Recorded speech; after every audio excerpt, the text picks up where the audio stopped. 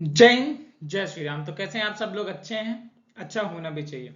तो आप सबसे जो वादा था हमारा कि हम परीक्षा धाम की सीरीज पूरी स्टार्ट कर देंगे, तो आज से पूरी तरह से स्टार्ट हो चुकी है। आपको हर एक दिन एक एक वीडियोस, किसी दिन दो दो वीडियोस आती रहेंगी और आप सभी का सिलेबस पूरा परीक्षा धाम का कंप्लीट करवाने की जिम्मेदारी अब हमारी। सिर्फ आपको पढ़ना है, बस हो गया।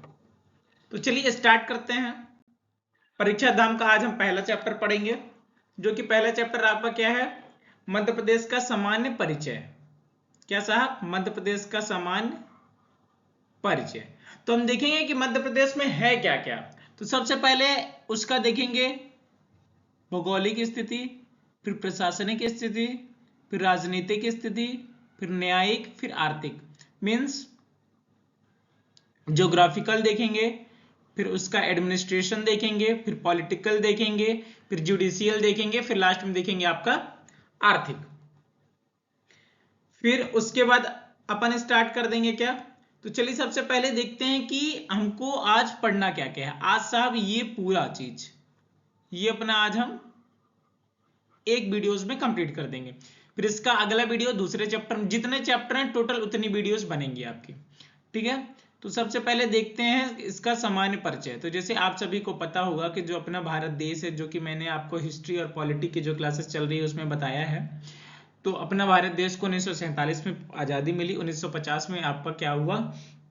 संविधान लागू हो गया साहब। तब मांग उठी थी पहली बार, जब मैंने पूरा डिटेल में पॉलिटी की क्लासेस जो चल रही हैं इंडियन पॉलिटी की, आप जाके प्लेलिस्ट में देख सकते हैं या इसी के डिस्क्रिप्शन में दिया गया है, आप जाके देख सकते हैं। और इसकी अगर पीडीएफ चाहिए तो ये पीडीएफ आपको हर एक चैप्टर वाइज हमारे टेलीग्राम चैनल सिविलियन साला में आपको मिल जाएगी साहब, ठीक है, जो कि डिस्क्रिप्शन में लिंक दिया है।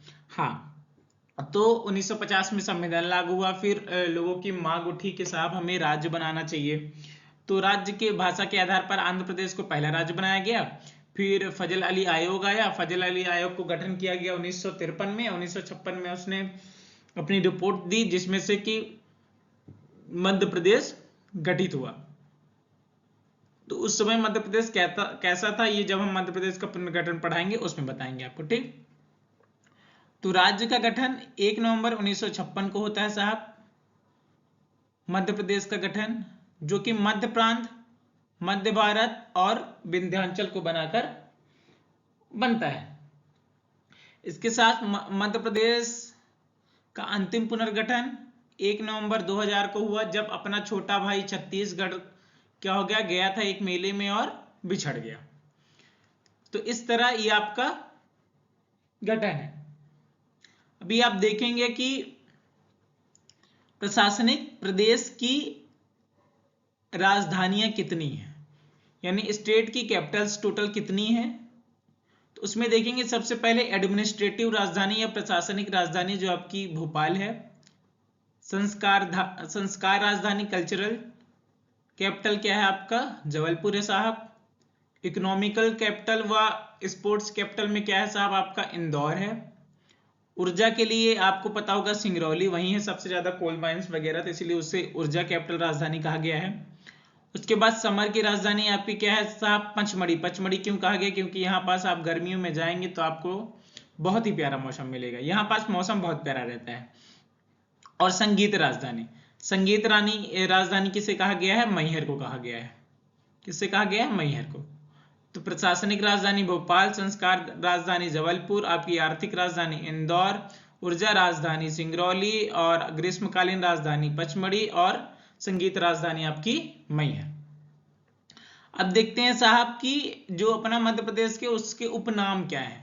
सोया प्रदेश कहा जाता है, हृदय प्रदेश कहा जाता है, हीरा प्रदेश कहा जाता है, वनों का राज्य कहा जाता है, तेंदुआ राज्य कहा जाता है, टाइगर प्रदेश कहा जाता है, नदियों का मायका कहा जाता है, तेंदुपत्ता राज्य कहा जाता है, गिद्ध राज्य कहा जाता है, और राष्ट्रीय उद्यानों का राज्य कहा जाता है। इसके साथ साथ घड़ियाल राज्य भी कहा जाता है, चीता राज्य भी कहा जाता है, बुल्फ राज्य भी कहा जाता है।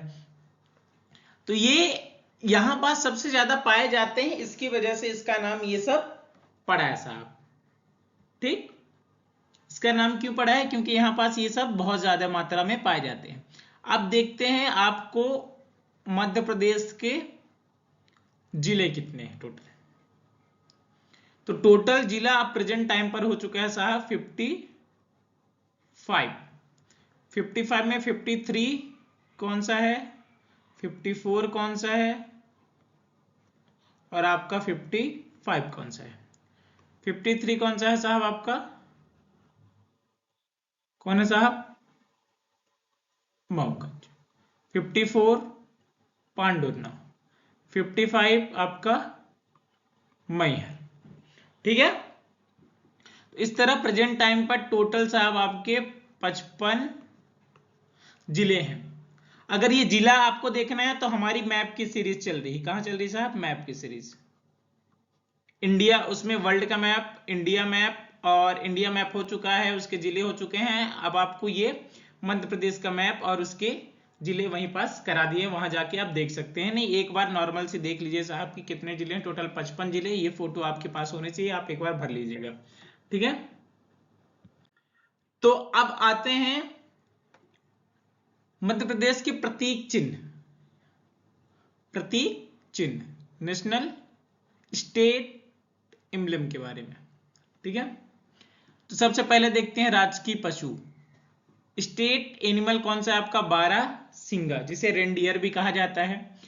इसका वैज्ञानिक नाम रुसर्वस दुबाउसेली, ये पूछा जाता है। इसका वैज्ञानिक नाम क्या है साहब, रुसर्वस दुबाउसेली।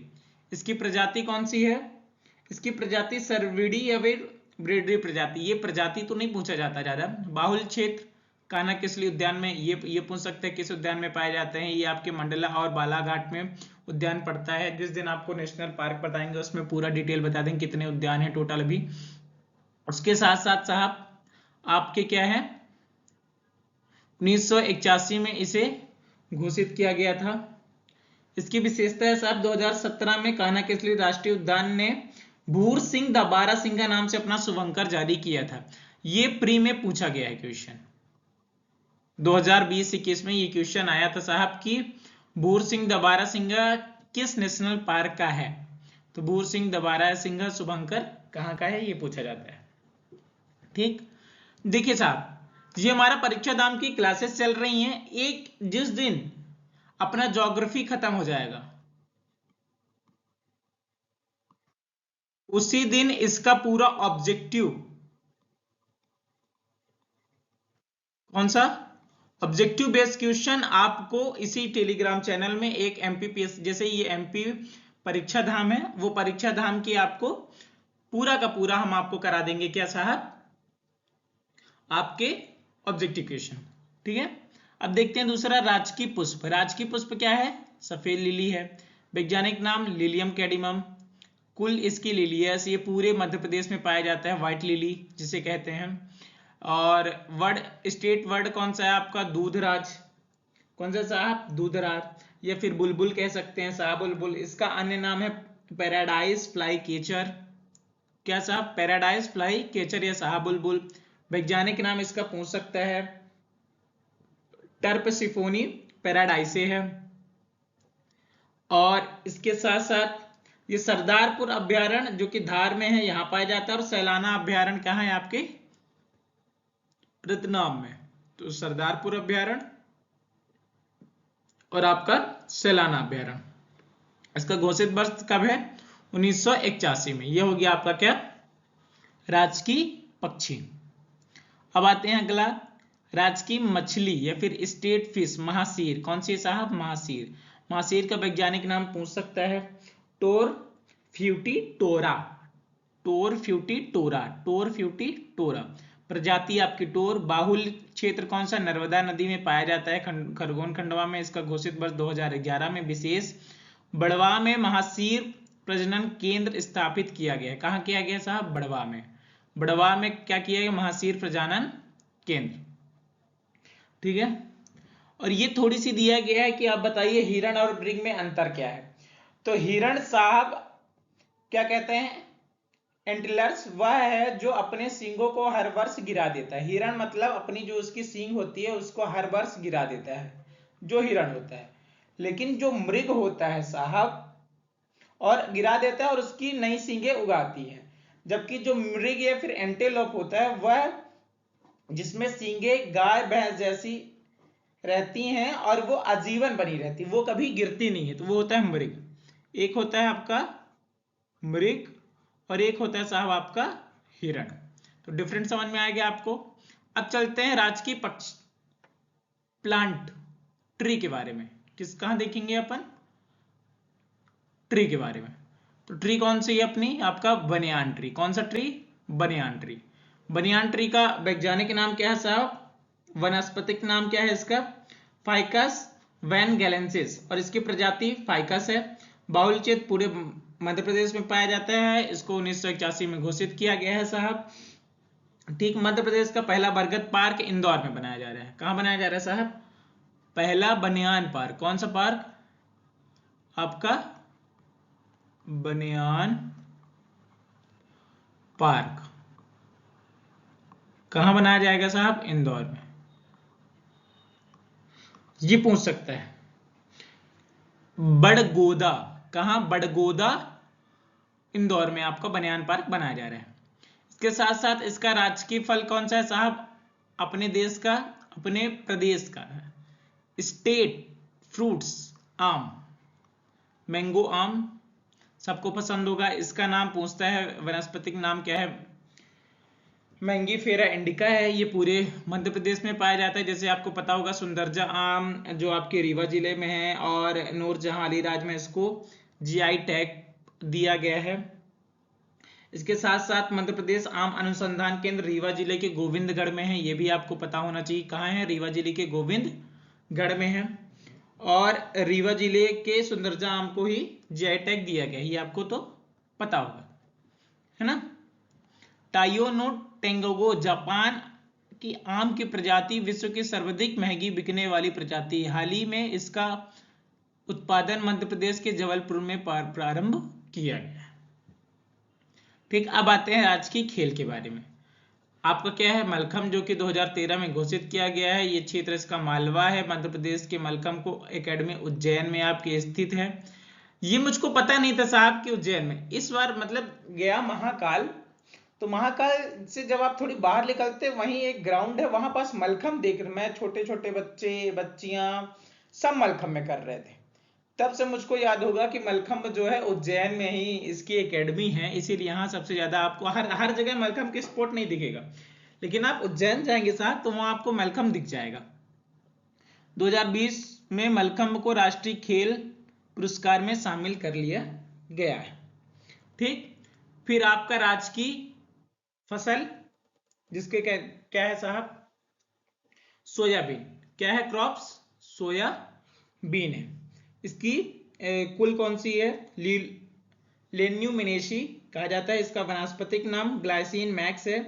और इसकी किस्में पूछ सकता है, तो कौन कौन सी है साहब? समृद्धि, प्रसाद, प्रतिकार, अहिल्या और अलंकार। और इसका जो प्रमुख उत्पादन क्षेत्र है वो मालवा रीजन है।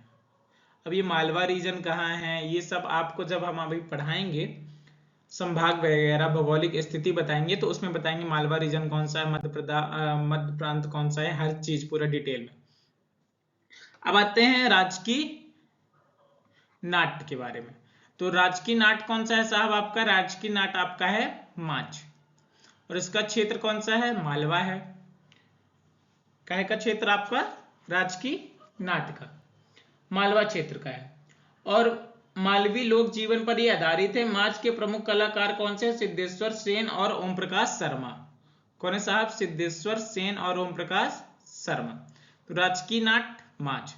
राजकीय नृत्य आपका राई, जो कि बुंदेलखंड में मनाया जाता है। मृदंग वाद्य यंत्र के साथ किसी भी शुभ अवसर पर किया जाता है। पद्मावत ग्रंथ में राई लोक नृत्य का वर्णन किया गया है। किसमें? पद्मावत ग्रंथ। ठीक है। और इसके प्रमुख कलाकार कौन से हैं आपके? ज्ञानेश्वरी, जो कि कटनी जिला की है। ये पूछा जाता है कि ज्ञानेश्वरी किससे रिलेटेड है, कौन से नृत्य से रिलेटेड है, तो आपके साहब राई नृत्य से रिलेटेड। ये कहाँ का है? बुंदेलखंड का है। ठीक है। और सागर जिले के राम साहेब पांडे को कला के क्षेत्र में राय नृत्य के लिए 2022 में पद्मश्री से नवाजित किया गया है। ये भी एक इंपॉर्टेंट चीज है। ढोलक और मृदंग, देखिए साहब, ढोलक और मृदंग, राय नृत्य जो बुंदेलखंड और बुंदेलखंड दोनों में होता है। बुंदेलखंड में जो राजनीति होता है उसमें क्या बनाया जाता है, मृदंग बजाया जाता है, लेकिन जो बघेलखंड में होता है साहब उसमें ढोलक बजाया जाता है। तो आप जहां के होंगे तो देखते होंगे कि अगर आप बुंदेलखंड साइड के तो इस तरह का आपका मृदंग रहता है, इसे मृदंग कहते हैं और ये ढोलक कहते हैं। अब आते हैं राजकीय चिन्ह के बारे में। स्टेट एम्ब्लम क्या है आपका, ये है साहब आपके 24 स्तूप अंकित है इसमें। इसके बाद एक वृत्त है जो कि तरक्की और विकास की असीम संभावनाओं का प्रतीक है। इसके साथ साथ यह वृत्त के भीतर मध्य प्रदेश के शासन और सत्यमेव जयते लिखा हुआ है। इसके साथ साथ इसमें प्रमुख फसलें जैसे गेहूं, धान की बालियां अंकित है और केंद्रीय वृत्त में अशोक स्तंभ सिंह की क्या है, आकृति है और राजवृक्ष बरगद को दर्शाया गया है। ठीक है, इस तरह के ये क्या हो गए, राजकीय चिन्ह हो गए। अब देखते हैं मध्य प्रदेश का गान क्या है। सुख का दाता सबका साथी सबका ये संदेश है, माँ की गोद पिता का आशय, मेरा मध्य प्रदेश है। जब हम छोटे थे, मतलब क्लास 4th 5th में हुआ करते थे, तो जब 15 अगस्त 26 जनवरी आए तो ये गाना जरूर हुआ करता था। कौन सा गाना, ये वाला गाना, मेरा मध्य प्रदेश है। और जो गाता था वही अवार्ड लेके जाता था। तो हर बार क्लास का रहता कि कभी 3rd क्लास वाले गाएंगे, फिर 4th वाले गाएंगे, फिर 5th वाले गाएंगे, फिर 6th वाले गाएंगे, मतलब 15 अगस्त 26 जनवरी में चेंज होती जाती थी क्लास। तो हम लोग को भी मौका मिला था, हम लोग को भी अवार्ड मिला था। तो वो भी दिन क्या दिन थे। तो बात आती है साहब मध्य प्रदेश गान कौन सा है, सुख का दाता सबका साथी, और इसकी घोषणा वर्ष क्या है, 23 जुलाई 2011। रचनाकार कौन है, महेश श्रीवास्तव। संगीतकार आदेश श्रीवास्तव। और इसकी गायक कौन है, शान। आप शान को देखे होंगे ना, शांतनु मुखर्जी जो है, वो शान साहब कौन है, इसके गायक है। अब देखते हैं भौगोलिक स्थिति। कौन सी स्थिति, भौगोलिक स्थिति क्या कहती है साहब कि इसका जो अक्षांशीय विस्तार है, कौन सा विस्तार, अक्षांशीय विस्तार या लैटिट्यूड, ये कहां से कहां तक साहब, 21 डिग्री 6 मिनट से लेके 26 डिग्री 30 मिनट उत्तरी मतलब नॉर्थ लैटिट्यूड है, तथा 74 डिग्री 9 मिनट से लेके 82 डिग्री 66 ईस्टर्न लॉन्गिट्यूड है।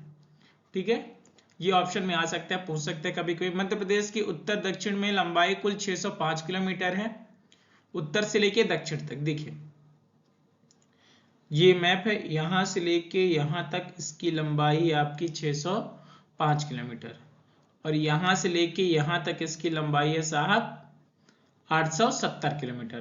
पश्चिम से पूर्व में मध्य प्रदेश में 34 मिनट का समय का अंतर है। कितने मिनट का, 34 मिनट का। कहां से लेके, पश्चिम से लेके पूर्व तक में। ठीक है, इसके साथ इसके मानक समय क्या है, भारत की मानक समय रेखा 82.5 डिग्री है, जो कि सिंगरौली जिले से गुजरती है। मध्य प्रदेश में कहां से गुजरती है साहब, सिंगरौली जिले से। 80 डिग्री पूर्वी देशांतर के निकटतम शहर कौन कौन से आपके, जबलपुर है साहब, पन्ना है, रीवा है, कटनी है, भोपाल है, इंदौर है। ठीक है, ये आपका देखिए ये 26 और ये 21 मिनट 21 डिग्री 6 मिनट उत्तरी से लेके 26 डिग्री 30 मिनट, और इधर आपका ये आपका लॉन्गिट्यूड। ये आपकी टोटल कितनी है साहब, उत्तर से लेके दक्षिण तक की 605, और आपके पूरब से लेके पश्चिम तक की लंबाई कितनी, 870 किलोमीटर। उत्तर में सबसे ऊपरी जिला कौन सा आपका, मुरैना। दक्षिण में आपका कौन सा है साहब, अलीराजपुर कि बुरहानपुर, मुरैना उत्तर में है, दक्षिण में बुरहानपुर, पश्चिम में अलीराजपुर, पूरब में सिंगरौली। ठीक है, इस तरह क्या कर लीजिए साहब, एक ऐसे प्लस बना लीजिए, ये आपका मुरैना हो गया, ये आपका बुरहानपुर इधर हो गया, ये आपका अलीराजपुर हो गया, ये आपका सिंगरौली होगा। ABSM कौन सा, ABSM। ठीक है, फिर इसके पड़ोसी राज्य कितने हैं टोटल साहब, इसके पड़ोसी राज्य 5 हैं। कौन कौन से साहब, एक आपका आपका है साहब, आपका एक जो मेले में बिछड़ गया था छत्तीसगढ़, दूसरा है आपका महाराष्ट्र, तीसरा है आपका गुजरात, चौथा है आपका राजस्थान, पांचवा है आपका यूपी। ठीक, जिधर से आप कर लीजिए। कौन कौन से सीएम जी रन यूपी, क्या सीएम जी रन यूपी, योगी आपकी ट्रिक नॉर्मल, सीएम जी रन यूपी, जो कि 5 राज्य हैं जो कि आपके मध्य प्रदेश से टच करते हैं। कौन कौन से? छत्तीसगढ़, महाराष्ट्र, गुजरात, राजस्थान और उत्तर प्रदेश। सीएम जी रन यूपी। अब देखते हैं जलवायु। मध्य प्रदेश की उष्णकटिबंधीय मानसूनी जलवायु पाई जाती है। मालवा के पठार में आदर्श जलवायु पाई जाती है, जो कि इंदौर शहर है, ये भी आता है मालवा में, जहां हैं हम अभी। तो यहां ना आदर्श जलवायु मतलब कि ना ज्यादा ठंडी और ना ज्यादा गर्मी। और रीवा पन्ना का पठार बघेल साइड क्या होती है साहब? ठंडी ज्यादा होती है और गर्मी सामान्य होती है। ठीक, मध्य भारत के पठार में विषम जलवायु पाई जाती है। वर्षा इसका क्या है साहब? 112 सेंटीमीटर होती है। सर्वाधिक वर्षा कहाँ होती है मध्य प्रदेश में? पचमढ़ी में होती है। और न्यूनतम वर्षा आपकी गोहद भिंड में होती है। ठीक, कर्क रेखा कितने राज्य जिले से जाती है? टोटल 14 से जाती है साहब। माही नदी जो है कर्क रेखा को 2 बार में काटती है, ये भी एक वो है पॉइंट है। चलिए याद करते हैं फटाफट क्या आप कर्क रेखा स्टार्ट कर लीजिए। इधर साइड से याद करेंगे, वेस्ट से ईस्ट तक जाएंगे, दो दो करके याद करेंगे। सबसे पहले क्या? रतलाम और उज्जैन है। रतलाम उज्जैन, रतलाम उज्जैन, बोलिए हमारे साथ, हमारे साथ आपको बोलते जाना है। रतलाम उज्जैन, रतलाम उज्जैन। तीसरा वो 2 हो गए, 2 और बोलते हैं शाजापुर राजगढ़, शाजापुर राजगढ़, रतलाम उज्जैन शाजापुर राजगढ़, रतलाम उज्जैन शाजापुर राजगढ़, रतलाम उज्जैन शाजापुर राजगढ़, टोटल 4 हुए। फिर आते हैं भोपाल और सीहोर, क्या? भोपाल और सीहोर, भोपाल और सीहोर, टोटल 6 हुए। फिर विदिशा रायसेन, विदिशा रायसेन, टोटल 8। सागर दमोह 10, सागर दमोह, सागर दमोह। कटनी जबलपुर 12, उमरिया और शहडोल।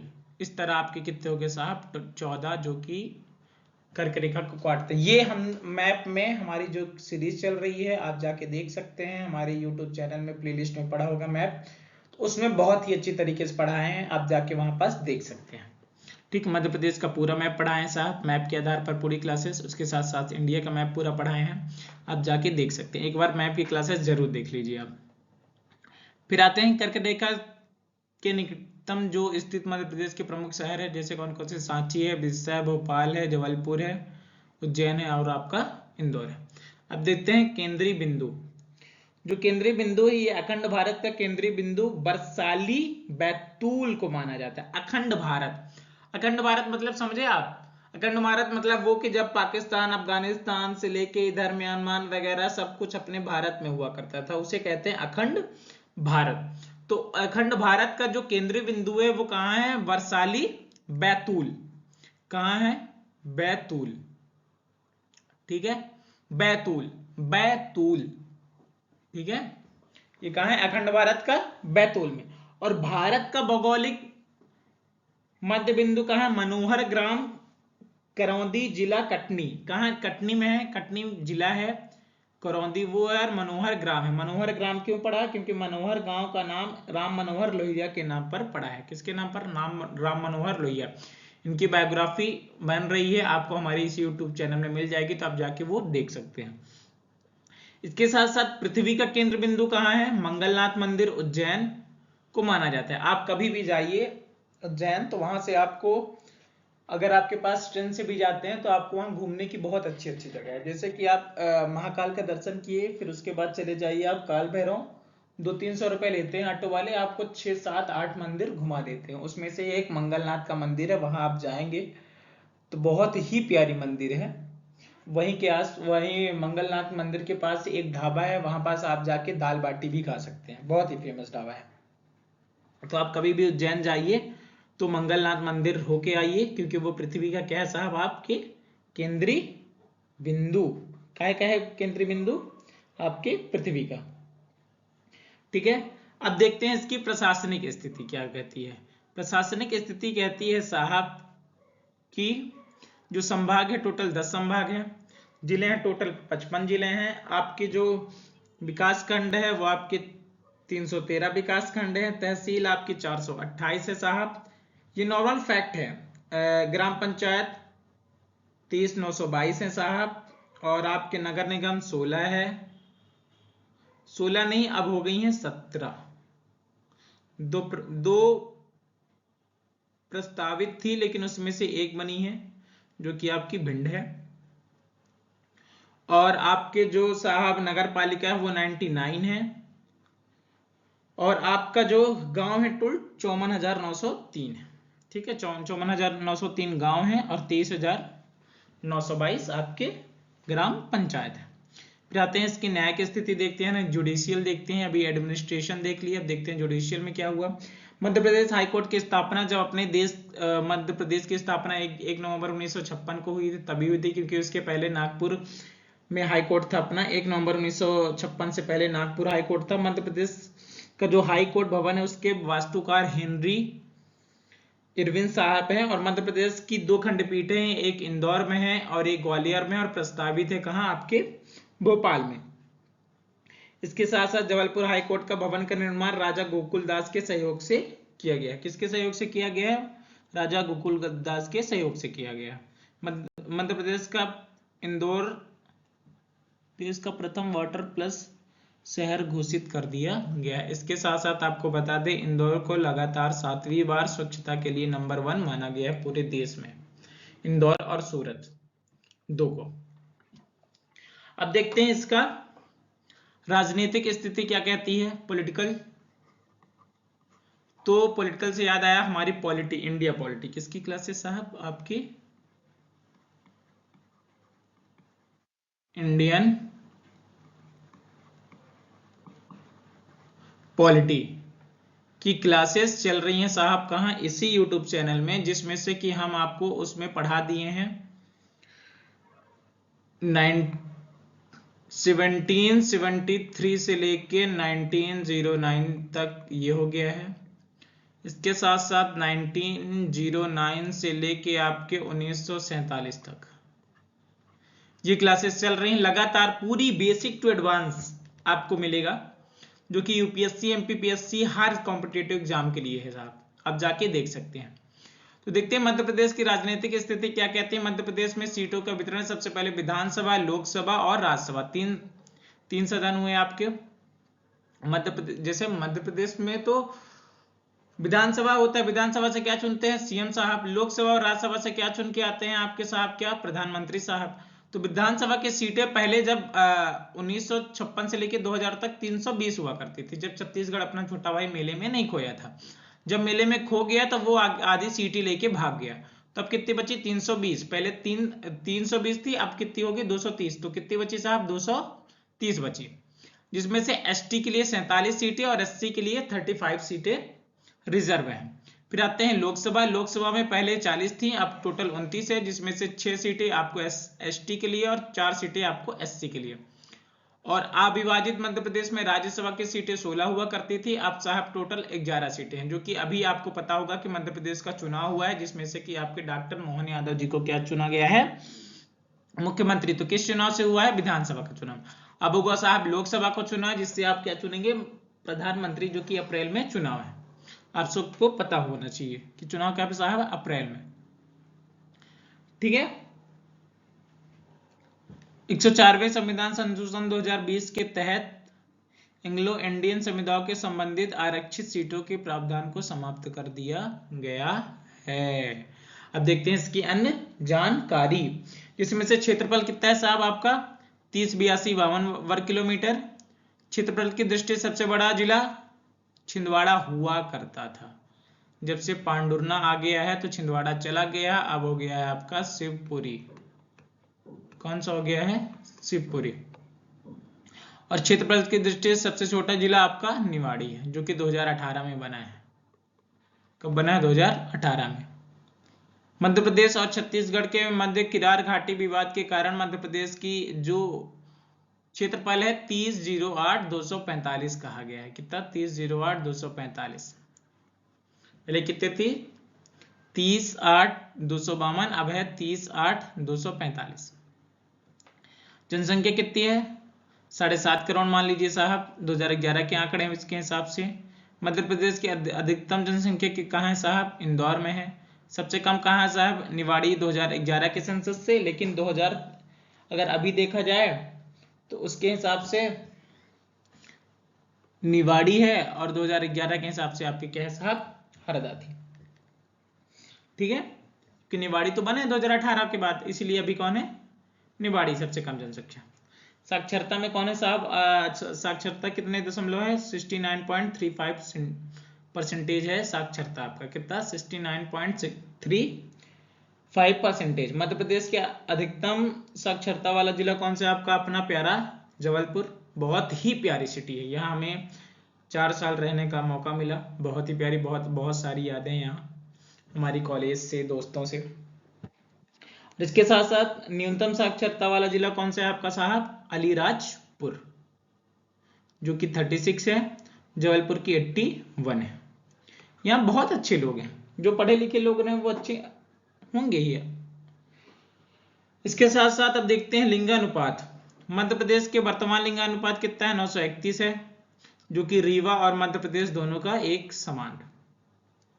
मध्य प्रदेश के अधिकतम लिंगानुपात वाला जिला कौन सा आपका? बालाघाट है साहब, जो कि पॉजिटिव है 1021, और आपके जो है भिंड है वो 837 सबसे कम है लिंगानुपात। जनसंख्या वृद्धि के हिसाब से इंदौर 32.9। यहाँ तो जनसंख्या आपको रोज बढ़ती जाएगी। आप ट्रैफिक में शाम को निकल बस जाइए, आप इंदौर में निकल जाइए, आपको भंवरे ही भंवरे मिलेंगी। भंवर कुआं में नहीं, मतलब हर जगह आपको भंवरे मिलेंगे। तो आप इंदौर एक बार निकलिए तो सतर्क होकर निकलिएगा साहब, क्योंकि भीड़ बहुत है। 1-2 घंटे आगे पीछे लेके निकलिए, क्योंकि ट्रैफिक बहुत ज्यादा रहता है। और न्यूनतम जनसंख्या वाला जिला कौन सा आपका? अनूपपुर है। जनसंख्या घनत्व सबसे ज्यादा कहाँ है? 236 वर्ग प्रति व्यक्ति किलोमीटर है आपके मध्य प्रदेश में, जिसमें सबसे ज्यादा आपका है कहाँ? भोपाल में जनसंख्या घनत्व, और सबसे कम आपके डिंडोरी में। मध्य प्रदेश की आर्थिक स्थिति देखेंगे, जिसमें से कि अर्थव्यवस्था कृषि प्रधान है, कृषि पर पूरा डिपेंड है। मध्य प्रदेश सोया व दलहन उत्पादन में भारत का प्रथम स्थान है। कहाँ? सोयाबीन और दलहन में। मध्य प्रदेश में लगभग 20 प्रकार की खनिज पाए जाते हैं, जैसे कि मध्य प्रदेश में हीरा तांबा उत्पादन में प्रथम स्थान है। ये इस बार में प्रीलिम्स में आया था कि तांबा का कौन सा स्थान है। ठीक है, हीरा तांबा और मैंगनीज में प्रथम स्थान। कुल दलहन में प्रथम है, कुल खाद्यान्न में द्वितीय है, और कुल तिलहन में तृतीय है। और मध्य प्रदेश इंदौर का 7वीं बार लगातार क्या बना है आपका? नंबर 1 स्वच्छता के आधार पर। इस तरह साहब आपका परीक्षा धाम का जो सीरीज चल रही है, ये लेक्चर 1 था जो कि पढ़ाया गया है। आपको लेक्चर 2 में क्या पढ़ाया जाएगा साहब? पड़ोसी, पड़ोसी राज्य या फिर